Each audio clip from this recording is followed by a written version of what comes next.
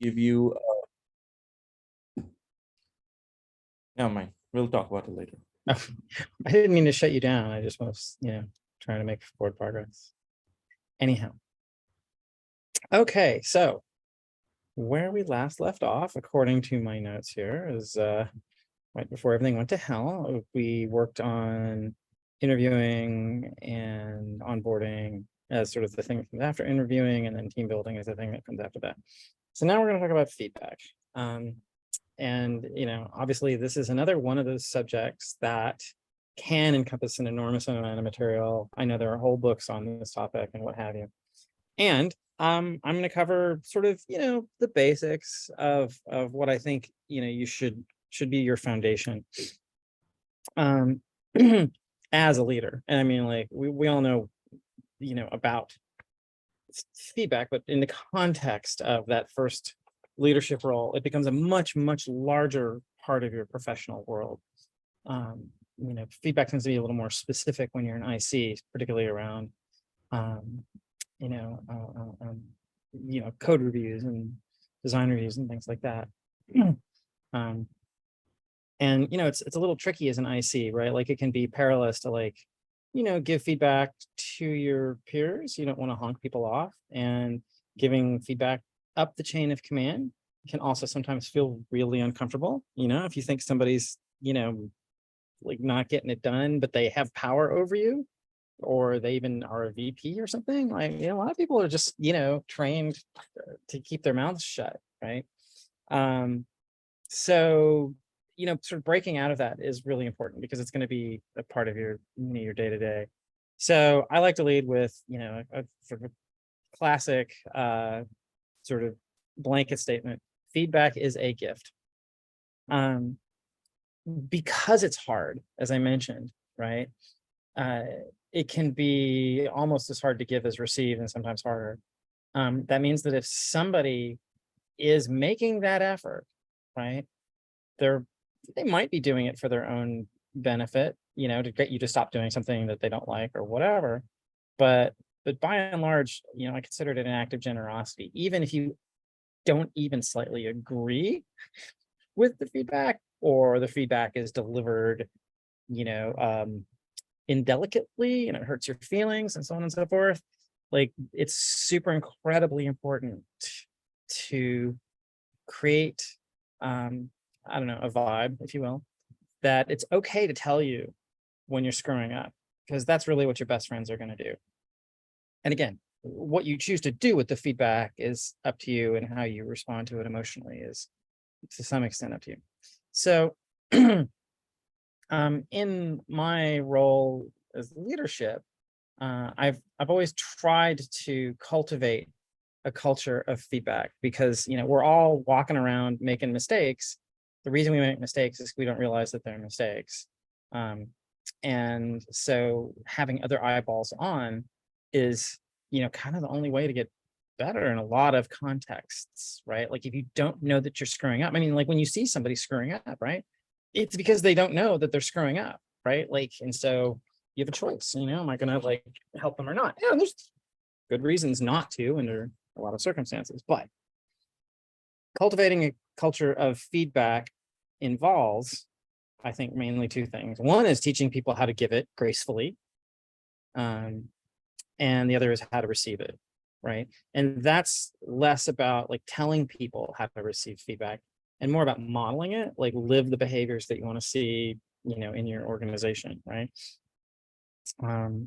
So teaching people how to give it, this is a mix of sort of you can have sort of, of an article or a video or whatever on feedback or whatever, or, you can practice it in the context of your one-on-ones or whatever, but there's a lot of details in there. And I have a whole section here about how to give feedback. So we'll cover that in a minute.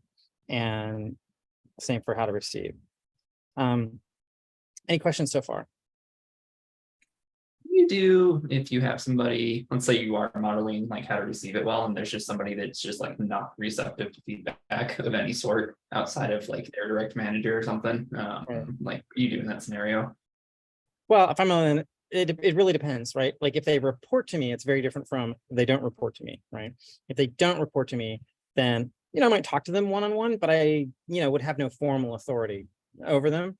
I might go talk to their manager in that case and say, I don't know if you're seeing the same thing that I'm seeing, but, here's a pattern where so-and-so gets feedback and just rejects it out of hand and is, rude about it or obviously dismissive or whatever.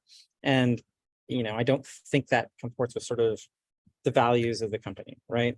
And again, going all the way back to the values question, like you don't want to get crazy with the values thing to where, cynical people will just tune you out. But, when you talk about like, hey, what are we trying to do here? We're trying to make a culture where we all get better. And one of the best ways to get better is to get feedback, right? Like, just like really simple statements that are, like pretty logically clear.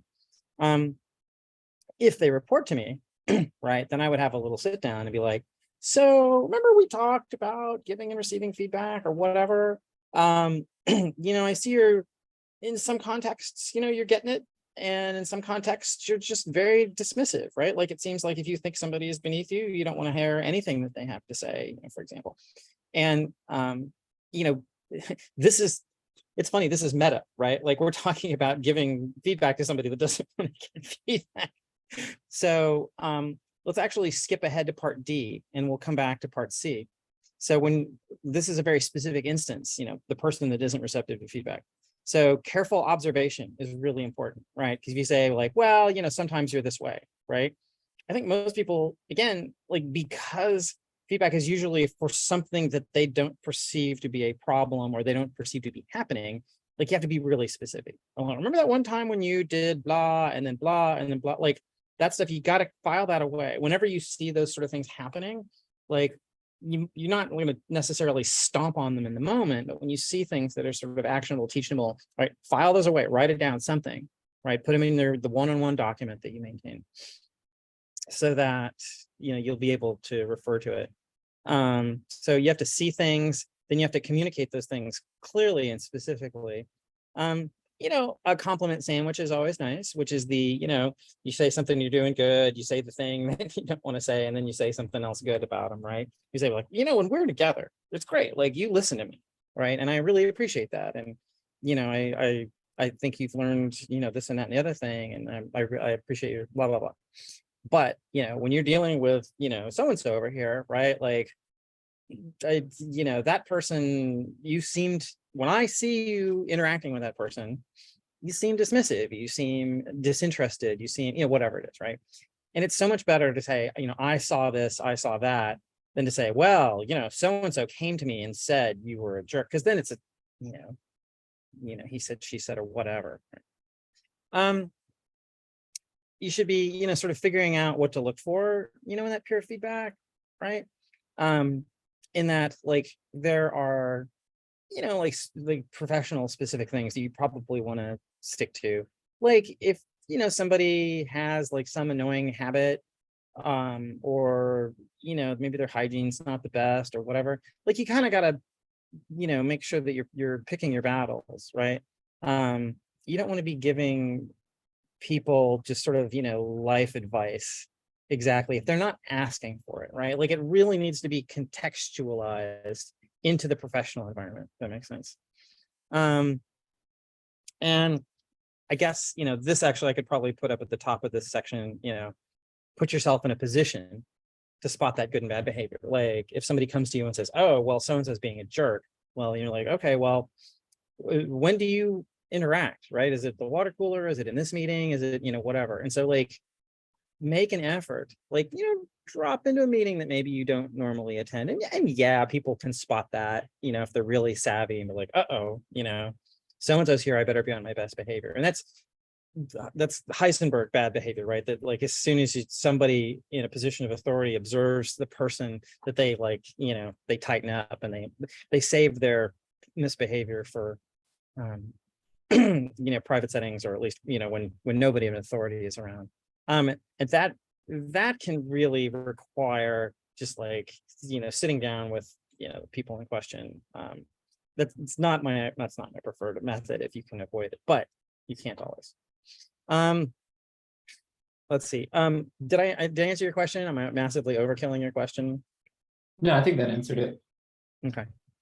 I don't know to remember what I put by learning opportunities other than what that brings to mind is, we like tying changes in behavior to people's career path or their growth path or whatever, right? Like, and this dotted line connects to one-on-ones and people's sort of, growth curves, right? If they're not receiving feedback, then they're potentially missing out on real opportunities to, sort of build up the skill set that they're going to need to get promoted to the next level. But also like people that are, sort of feedback resistant. I'm, promotion resistant for those people because, they're not, talking about values, they're not espousing the values necessarily that I'm trying to foster. And, we're looking for people to sort of improve across the board. Like getting promoted is not just like building up that, that one muscle, that bicep muscle or whatever, right? Like it's a kind of a whole, strength, flexibility, cardio program here, right? Like it's, you kind of got to up your game across the board, not just like in the one thing. And that should be reflected in the career ladder, right?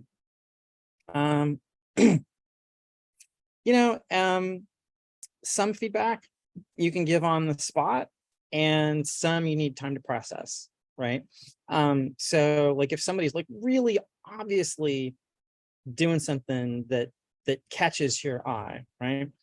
If you're out of earshot of anybody else and you think you can deliver it in a fashion that's sort of graceful and likely to be received, go for it. Because like it's like rubbing a puppy's nose in poop. That you can't do it too much later, otherwise it loses a lot of its effect.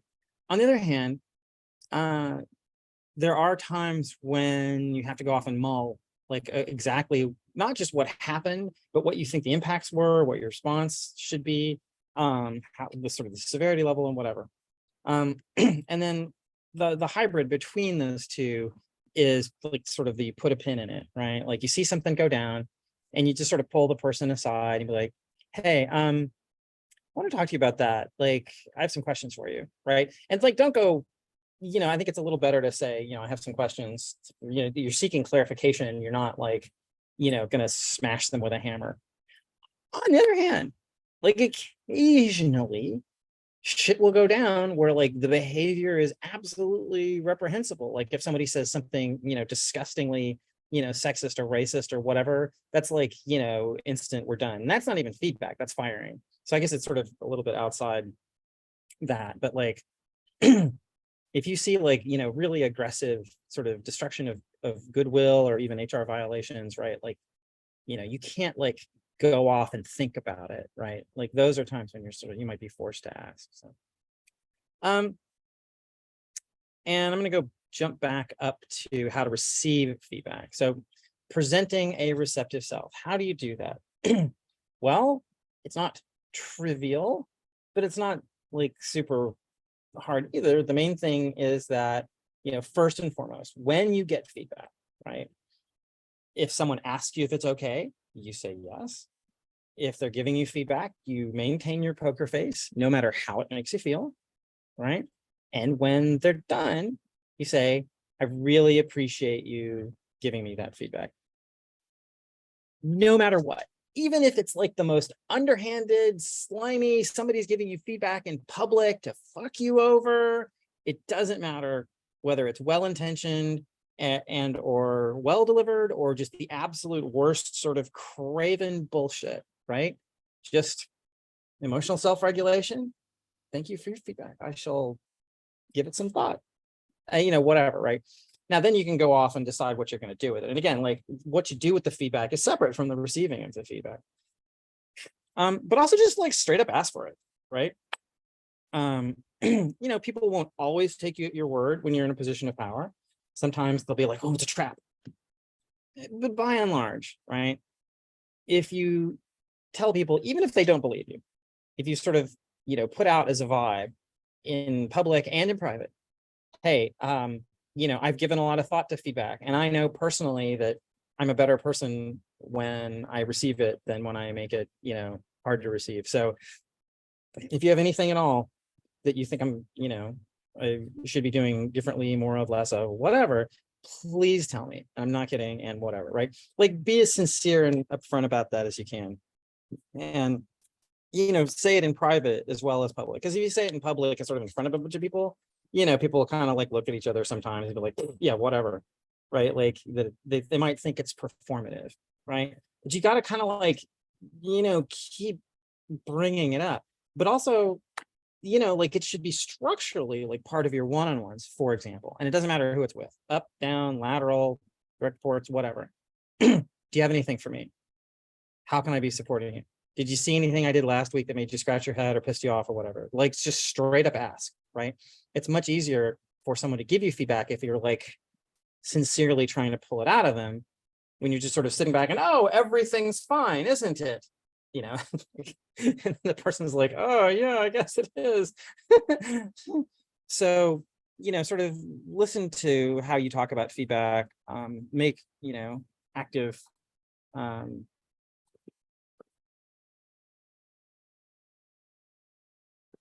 gonna add that to line there. So,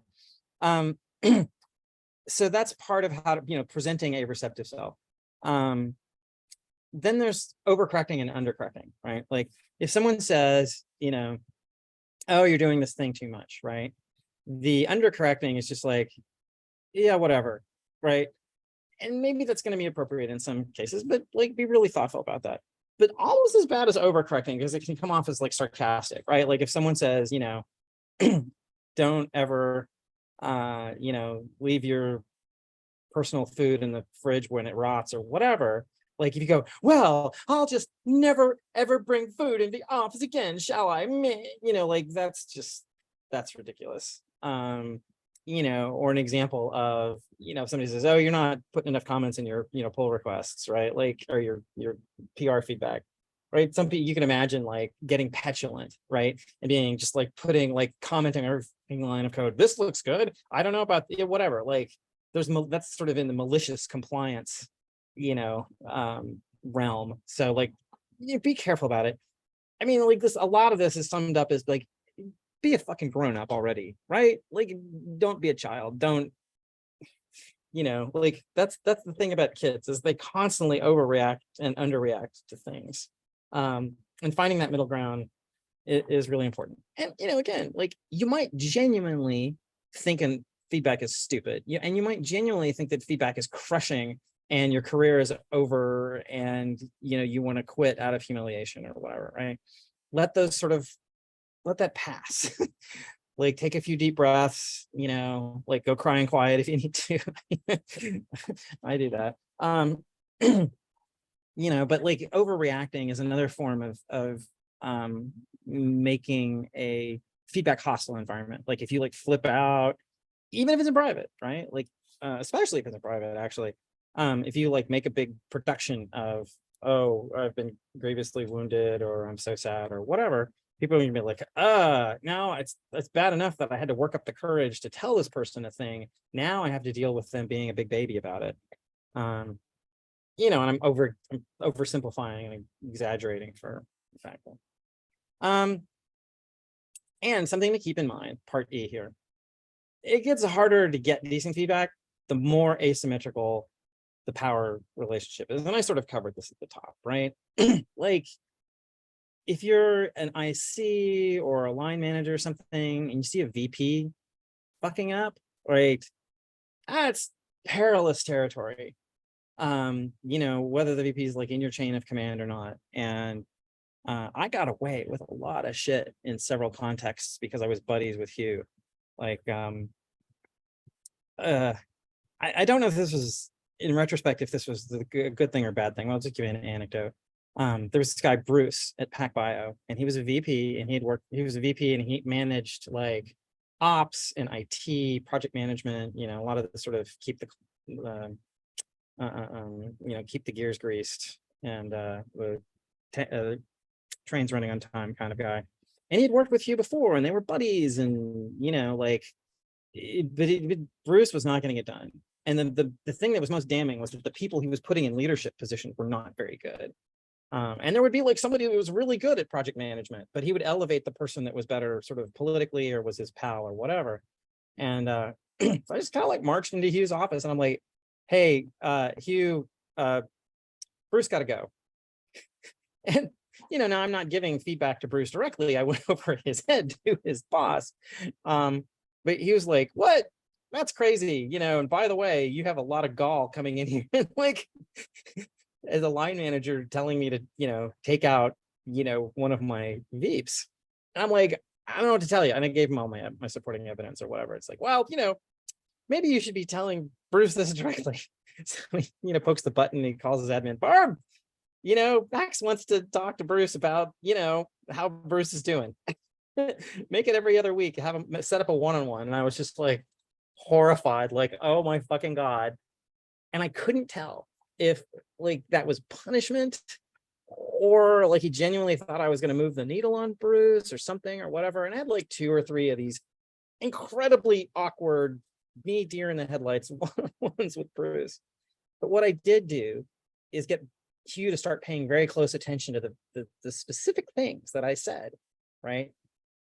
About look at Hugh, look at the competence level of the people that he's putting in leadership roles. Is it because they're good at their jobs or is it because they're good talkers and they manage up well?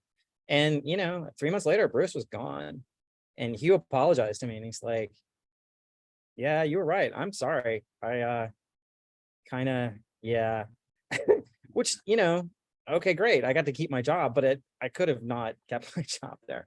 Anyway, that's a long anecdote that basically says you might get away with it, but there's probably other ways to do it. And, be careful, but I would recommend doing it rather than not doing it. But more importantly, if you are in a leadership position, if you are, make it to the C-suite or a VP or a senior director or something, right? Like it gets harder and harder to get like meaningful feedback from people. And I work really hard to encourage people to give me that feedback and to act on it in meaningful ways, whether it's for me or if it's for somebody else.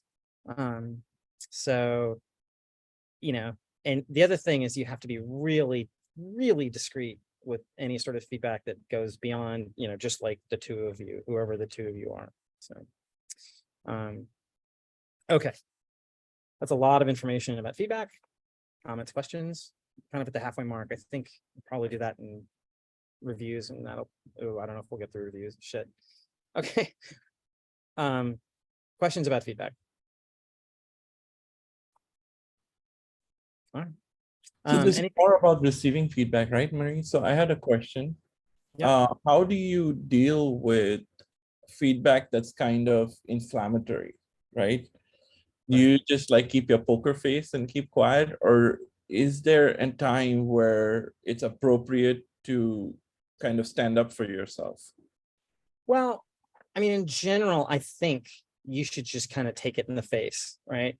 And the thing is that there's the 2 kinds of inflammatory feedback. There's the very private inflammatory feedback where you're not having to sort of like maintain face among colleagues, right?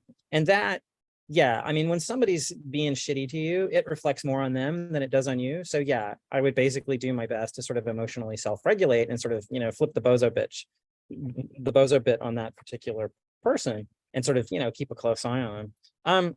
If they report to you, you can say that is an inappropriate way to speak to your manager, whatever. If they don't report to you, then you might go have a little talk with whoever they do report to. It's like, hey, have you been talking to so-and-so about how they give feedback? Because, again, you want to talk to the person who manages the problematic individual, right? Because they have the sort of maximal authority and influence over them.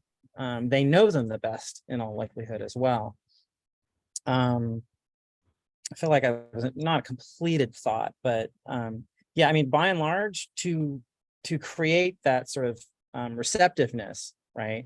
Kind of no matter what, try to take it in the face. Now, the exception, of course, if it's just grotesquely insubordinate in public, right? Where you have to save face, right? And the distinguishing factor here is if you bitch slap this person, right? Like in the moment, what's the effect going to be on like everybody else around you, right? If this person is so far out of line that the crowd is taking your side, like guaranteed, right? Like if they're just completely unhinged, if it's a ridiculous statement, if it's, again, sexist or racist or whatever, that's kind of the rare instance where you're sure that you're not going to impair your ability going forward to get feedback, that you would smack somebody down. But that almost never happens. And again, if somebody is being overtly rude, disrespectful, whatever you, I think most people can pick up on that that reflects more on the person than it does on you. In which case, that's something that you can use to sort of help emotionally self-regulate yourself, that no matter how shitty it is, it's not you. It's probably some bad experience that this person had. They've got a lot of like surplus emotional energy about something or other, and it's coming out in inappropriate ways. And you being able to sort of maintain your serenity, it's actually a kind of a dominance move, right? You talk about defending yourself, right? Letting some shithead go at you and just like not reacting, that's a dominance move, right? That makes you look like you're the adult and they're the child. And the problem with children is that they can drag you down to their level. It's really difficult at times when immature or bad actors or just people who can't emotionally self-regulate or whatever, you know, they're trying to get you riled up. They're trying to pull you down status-wise, right?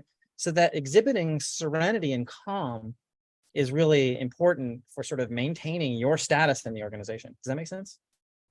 Yeah, that does make sense, because I had a run-in with extremely bad feedback for no reason.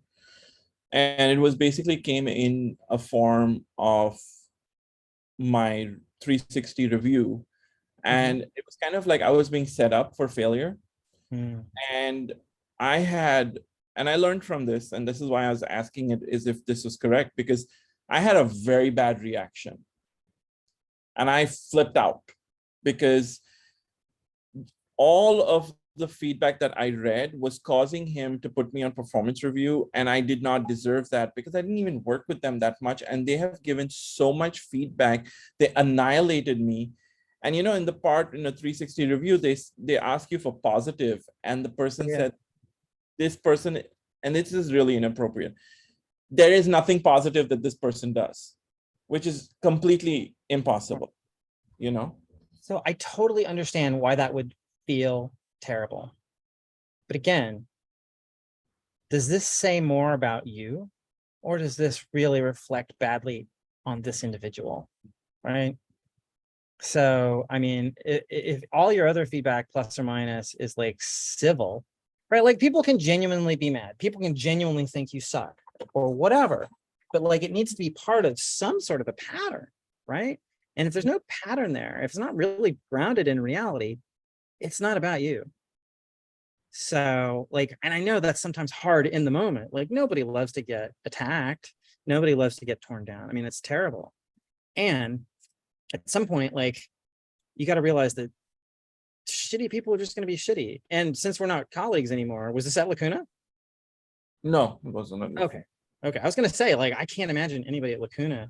Lacuna, my 360 reviews at Lacuna were pretty good. I didn't have any issue. And also I was very careful with the way I communicated with people at Lacuna, because this was a TrueCar, and they basically had something against me where they put a target on my back. It was done by my boss. He didn't want me there. They gave me feedback which was completely inappropriate. These two people did not work with me directly. They were not on my Scrum team. They were peer QA people who only used to do PR reviews, and they would drag me in my PR reviews too for no reason, you know? So it's like, you know, obviously at every level you're going to have that. You know, at the IC level, it's there at manager levels. You're going to have another manager who's going to drag you like that. And if they come and they give you bad feedback, it's very hard at that point of time not to get emotional and stand up for yourself and tell them off. Yep. But your answer, I think, is the better one. Is better to just keep your calm, because that shows better dominance in that situation. Yeah. I mean, it's funny when people talk about professionalism, right? Or that's not professional behavior or whatever. I think most of the time they're referring to emotional self-regulation, right? It's like, can you like stay calm in a crisis? Can you sort of, as much as possible, keep your feelings out of it? And we are human and we do have feelings and things hurt and we get scared, when our livelihood is threatened and so on and so forth, right? So, my feedback there is like, absolutely feel the feelings, but don't let your opponents see them. Because like when you react, if somebody, pokes you and you react, that's information for them. That's, oh, how can I get a rise out of this person? How can I make this person seem erratic? How can I make this person seem, overly emotional? How can I get them to lose their composure? Because when you lose your composure, right, it can take hours to sort of recover your ability to just like focus on anything, right? Like Yeah. that whole adrenaline surge just can fuck you up for hours at a time. So anyway. Yeah, because that was something that it was a very big learning experience for me. And Yeah, it I'm was, sorry you went through that. You don't deserve that. oh yeah. Now, as in a toxic company, I was brought in by somebody that nobody liked, and it was just a bad situation. Okay, well, we're down to 20 minutes. I know we're not going to finish reviews, but we'll go ahead and jump in. Yep. Unless there's anything else you wanted to bring up, Carter or Sumi? That's all. This was interesting because Great. Okay. So reviews. How do you grade an individual contributor? What do you measure, right? And, sort of as a blanket statement, we all know that most types of measurements distort the behavior of the system, right? When you say, oh, everybody needs to get an A, or, anyone without an A doesn't get into college, then people start handing out A's left and right because they don't want to, be the teacher that was responsible for ruining somebody's entire life or whatever. In software, what do you measure? Do you measure lines of code? Dear God, no, right? Do you measure bugs fixed? Okay, great. Now you're incentivizing people to create bugs so that they can fix them later, right? Like you have to be really careful about this stuff, right? So by and large, you start with what are the business goals and what does this person do that contributes, to those business goals, right? So, if they are, broadly trying to, ship a bunch of code or whatever, it's not about lines of code or number of bugs. It's about like, getting from here to feature complete on the work that you've been assigned in, a short time and with quality, right? And that's a little bit, it's kind of your finger on, on the machine trying to perceive how that's going, right? And you can get a lot from, people's peers often as not, hey, how's that person do or whatever. So measurement is hard. And, there's this squishy component to it, because as soon as you start like doing like qualitative metrics and stuff, anything that's sort of observably measurable, it's distortive. So I'm not saying throw up your hands and give up, but you kind of have to develop a sense, not on your own, but also from talking to other people, like, is so-and-so getting it done?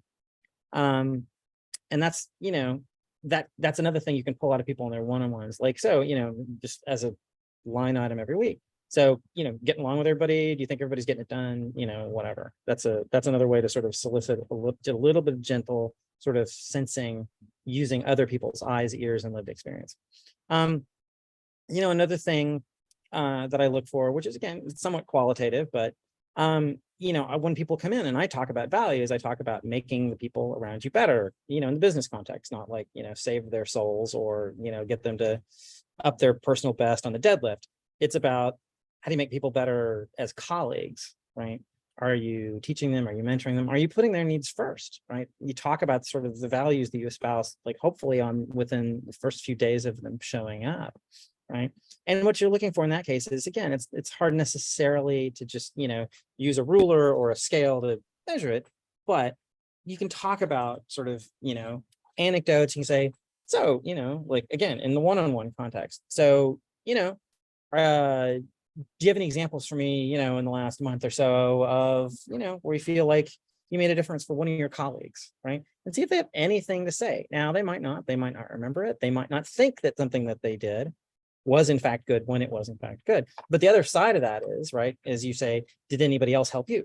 Right. So you're good at coming and going. You're looking for things that maybe people will perceive, but maybe they won't, on either side of a sort of a successful helping somebody out transaction. I saw this a lot, like where Neil, for example, would just run off and, speed up the build system, right? Like without being told to. And to some extent, he was scratching his own personal itch. But it was also of the form, hey, this is going to benefit other people. And he knew that, right? So he, for that day that he invested the time and he prioritized it. Exploration is nice, but it's rarely sort of, the primary focus. So in other words, like if you're out looking for the new version of a tool or, thinking about incorporating new language features or whatever, right?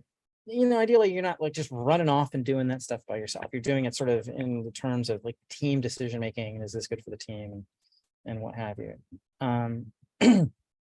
So, that's one of those, like when people are doing personal projects or hackathon things or whatever, like that's a way that for them to get paid more than it is a way to, really, create a tremendous amount of additional company value. And I might be a little underrating it, but no, I don't think so. But I'm open to feedback about it.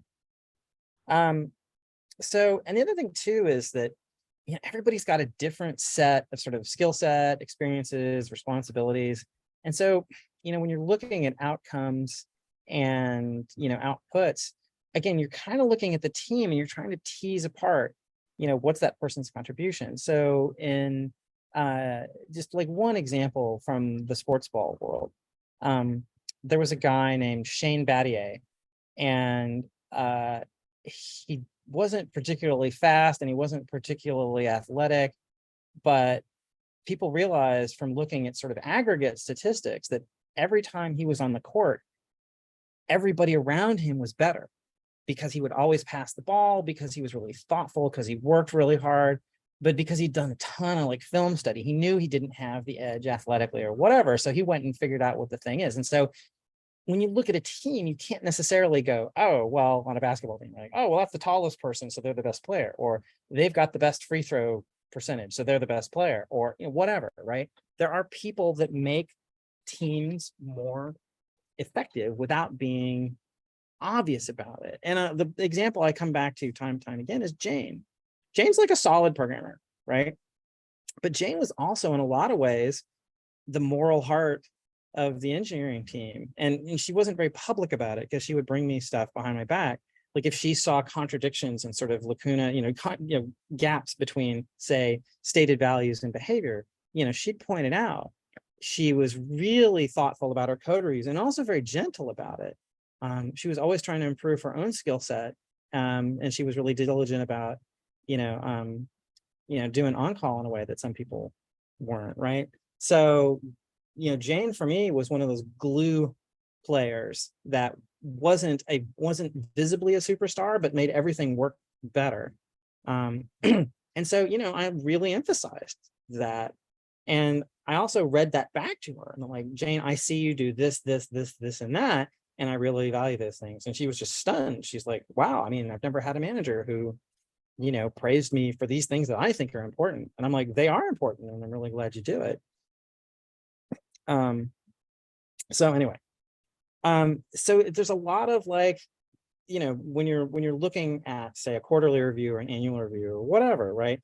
You're looking to some extent at sort of, you're comparing like the list of the stuff that they did, but also so your notes from your one-on-one, you're comparing those against a couple of main things. One is sort of like stated company values and goals and productivity and blah, blah, blah. And again, that's like, it's squishy stuff, but you can still sort of assess, like, is somebody being, forthright? Are they giving feedback? Are they good at receiving feedback? To touch on that, are they cranking out their code, right? Are they hitting their deadlines? Are they hitting their milestones? Do they make the peers go, oh, I love working with Jane? Or do they say, oh, it's so frustrating to work with Jane, whomever, right?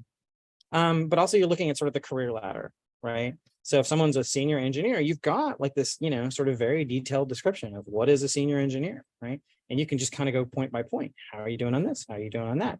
Are you showing up for interviews and making good contributions? Are you, doing timely code reviews? Are they detailed and specific? Or are you just sort of like, okay, not to bust on Aria too much, but Aria had a real irritating pattern of like, Aria would be put on a PR. I'm sure, a lot of people saw this.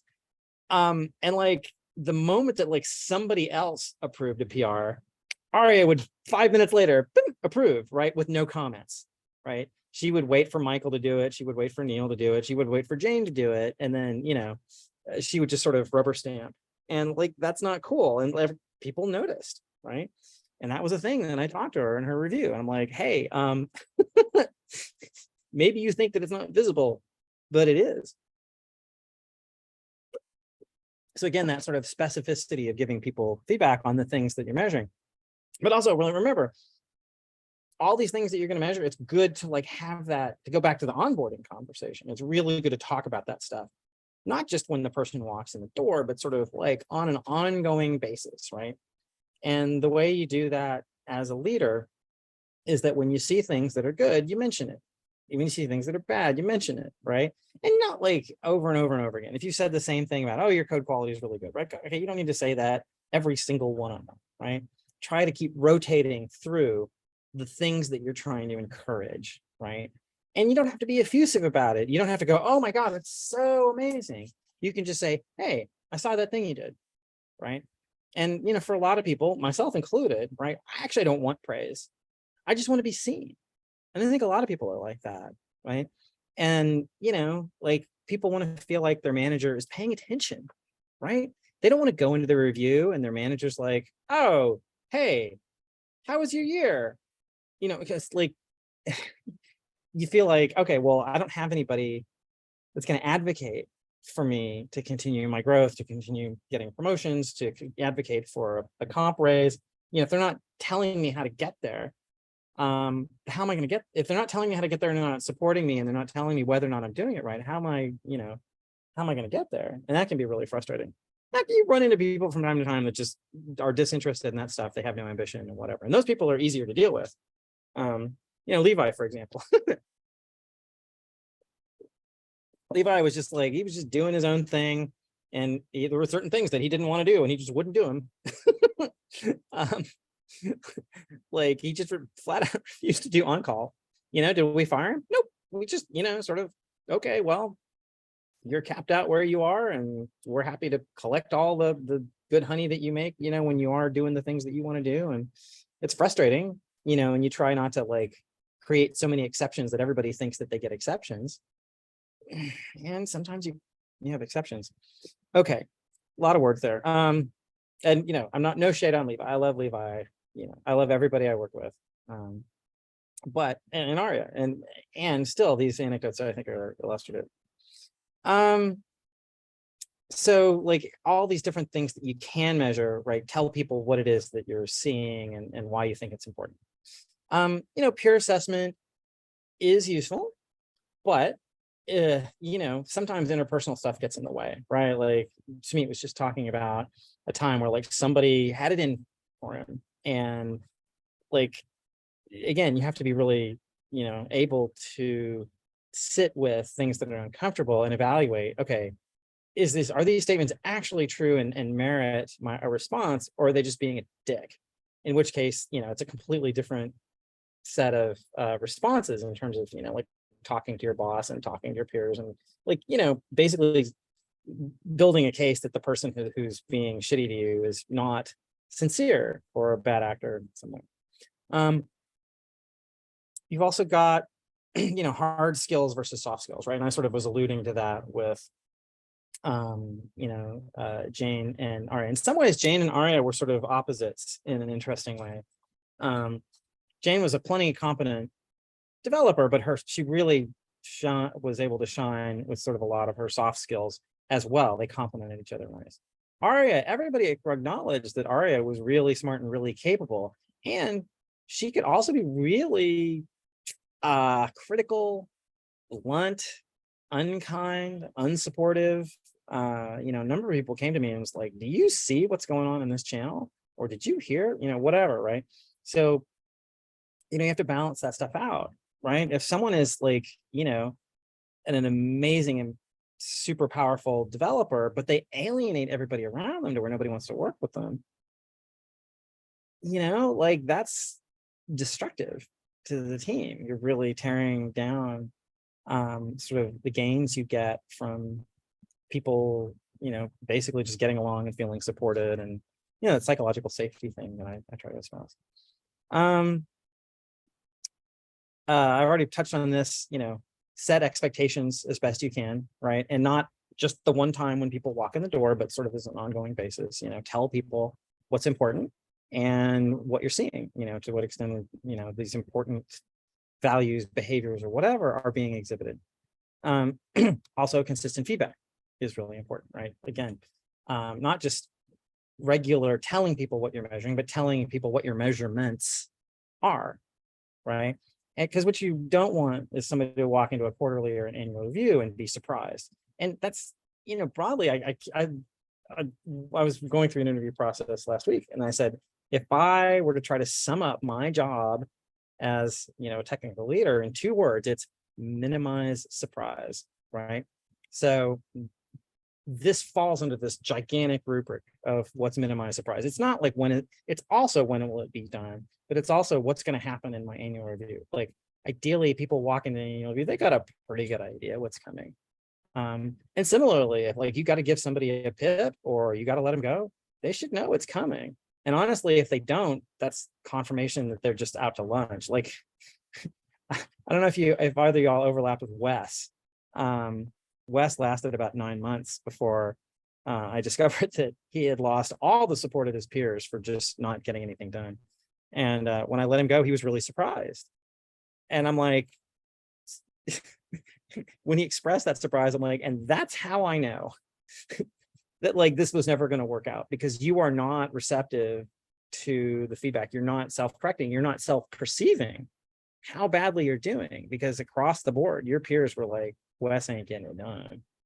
So, and also, for an annual review, make sure the whole year is incorporated. That's why Hugh does A's and O's. So you have one of the reasons that Hugh does A's and O's is so that you have a body of work to look at, and not a, what'd you do last week or the week before or the month before or whatever, right? Because then what happens is when it gets to be annual review time, everybody, puts their nose down and is really productive for like that 6 weeks, if that's all they're going to get really judged on.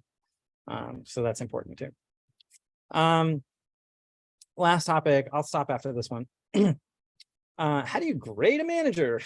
This is even harder. In the same way that it's really hard to measure technical ICs, it's even harder to measure managers. And, like what I have to say about it is that you kind of have to look at the overall health and productivity of the team in aggregate, right? And, in some ways that's kind of shitty. As long as the manager doesn't fuck it up, right, then they get to take credit for what the team did. Yeah, I wouldn't go that far. I would say that a lot of stuff goes into the team performance, not just what the manager does. The manager does not have that much power. They have a lot of power to fuck it up, but they don't have a ton of power to just make people highly functional as a team. That's everybody has to do that work together. Having said that, the big anxiety about giving anybody a leadership role is that they can cause a lot of damage. So, step one, if they're not causing obvious harm, everybody's more or less getting along, that's okay. And, if you have to fire somebody, that's because interviewing is a crapshoot, right? Now, if you have to fire 3 or 4 or 5 people, right? Like when we looked at we were trying to figure out what to do with Mate, right? Well, I mean, 2 of the people, remember there were 3 people that were all hired in a little tight cluster. There was George, and then there were 2. There were George, Seth, and who was that other person? Gio. Gio. And Seth was significantly underperforming, and Gio was totally flaked off and maybe had a second job at the same time or something, right? So it's not a huge amount of data to go off of, but really only 1 out of 3 being a winner, technically. And even then, George was, God love him, he's a super smart kid and everything, very inexperienced. And so kind of there were flaws in Mate's hiring game sort of across the board, and that's really important to get right. And you can say, well, other people interviewed those folks as well, but ultimately, as the manager, it does come down on you. I'm not gonna say, oh, well, the team hired 3 people who couldn't quite cut it in one way or another, so we're gonna like slog that across the team. There's a principle here of like, successes, the credit for successes should go to the ICs whenever possible. And the credit for failure should fall to the manager whenever possible. And managers have to be able to sort of take that and just suck it up. Okay. Again, we're talking about, a lot of this stuff is a little bit conceptually fuzzy. Because measurement's hard. I mean, that's just a thing. Measurement is hard. Real quick, speaking of interviewing and hiring, did you already cover that in an earlier section? Or is Yes. that So, so what you and I are going to do, Carter, is so I have a meeting with a web designer at 1 in half an hour, and we are going to make me a little, coaching practice website, and I'm going to take all these recordings and get people's permission to put them up, or I'll do transcripts or something like that. I'm going to put everything up where you can get to the videos that we've recorded so far. So and you can go back and watch them because I've recorded everything for this past of the thing. So you should be able to catch up. Now you'll lose out a little bit on the sort of the Q&A, but what I want is for you to come back to me and like ask specific questions. You and I will go over anything you want to go over in whatever level of detail you want. So, cool. All right, I'm going to stop the recording. Probably should have stopped the recording already. Stop recording. Boop.